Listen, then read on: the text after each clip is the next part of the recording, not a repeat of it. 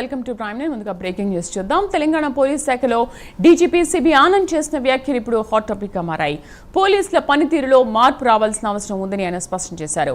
జిల్లాల వారీగా సమీక్షలు నిర్వహిస్తున్నామని చెప్పిన డీజీపీ నలుగురు అధికారుల తీరు మాత్రం ఎంత చెప్పినా మారడం లేదని వ్యాఖ్యానించారు. ఇప్పటికే వారికి హెచ్చరికలు జారీ చేశామని, ఇకపై కూడా మార్పు కనిపించకపోతే చర్యలు తప్పవని హెచ్చరించారు. దీంతో డీజీపీ వ్యాఖ్యలు పోలీస్ శాఖలో చర్చనీయాంశంగా మారాయి. ఇంతకీ ఆ నలుగురు అధికారులు ఎవరు? వారి పనితీరుపై డీజీపీ ఎందుకు అసంతృప్తిగా ఉన్నారు?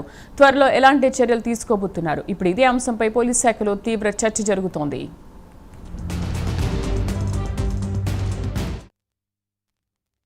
న్యాయం ధర్మం గురించి మాట్లాడడం చూద్దాం, ఇంకా ఇంప్రూవ్మెంట్ వస్తుందా లేదా. ఎవరైతే ఇంప్రూవ్ చేసుకోరో వాళ్ళని తప్పకుండా డిపార్ట్మెంట్ యాక్షన్ తీసుకోవడం జరుగుతుంది. ఇప్పుడు కూడా రాష్ట్రంలో 3-4 ఆఫీసర్లు వాళ్ళని ఐడెంటిఫై చేశాం.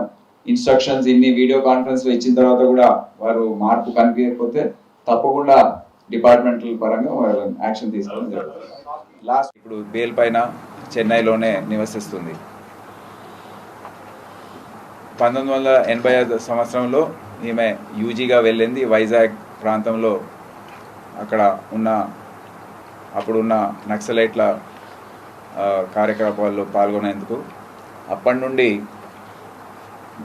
దాదాపు 40 సంవత్సరాల పాటు హైదరాబాద్ సిటీలో అక్కడ ఉన్న కమిటీ సభ్యురాలుగా 10 సంవత్సరాల పాటు,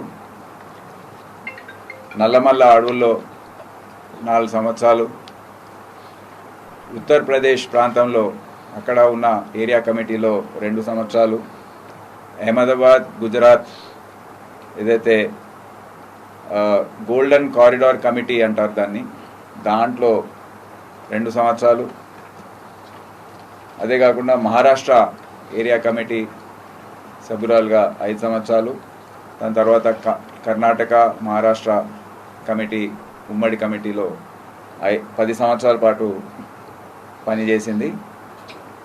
పటేల్ సుధాకర్ రెడ్డి అని మావోయిస్ట్ సీనియర్ క్యాడర్, ఆయన ఇప్పుడు న్యాయం ధర్మం గురించి మాట్లాడడం చూద్దాం, ఇంకా ఇంప్రూవ్మెంట్ వస్తుందా లేదా. ఎవరైతే ఇంప్రూవ్ చేసుకోరో వాళ్ళని తప్పకుండా డిపార్ట్మెంట్ యాక్షన్ తీసుకోవడం జరుగుతుంది. ఇప్పుడు కూడా రాష్ట్రంలో 3-4 ఆఫీసర్లు వాళ్ళని ఐడెంటిఫై చేశాం. ఇన్స్ట్రక్షన్స్ ఇన్ని వీడియో కాన్ఫరెన్స్ లో ఇచ్చిన తర్వాత కూడా వారు మార్పు కనిపించకపోతే తప్పకుండా డిపార్ట్మెంటల్ పరంగా వాళ్ళని యాక్షన్ తీసుకోవడం జరుగుతుంది. లాస్ట్ న్యాయం ధర్మం గురించి మాట్లాడడం చూద్దాం, ఇంకా ఇంప్రూవ్మెంట్ వస్తుందా లేదా. ఎవరైతే ఇంప్రూవ్ చేసుకోరో వాళ్ళని తప్పకుండా డిపార్ట్మెంట్ యాక్షన్ తీసుకోవడం జరుగుతుంది. ఇప్పుడు కూడా రాష్ట్రంలో 3-4 ఆఫీసర్లు వాళ్ళని ఐడెంటిఫై చేశాం. ఇన్స్ట్రక్షన్స్ ఇన్ని వీడియో కాన్ఫరెన్స్ లో ఇచ్చిన తర్వాత కూడా వారు మార్పు కనిపించకపోతే తప్పకుండా డిపార్ట్మెంటల్ పరంగా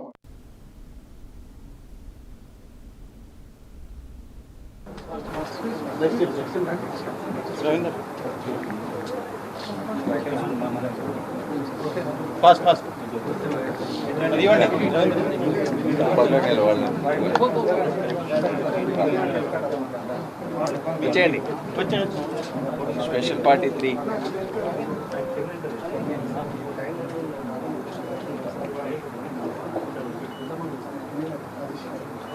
గుడ్, వెల్ డన్.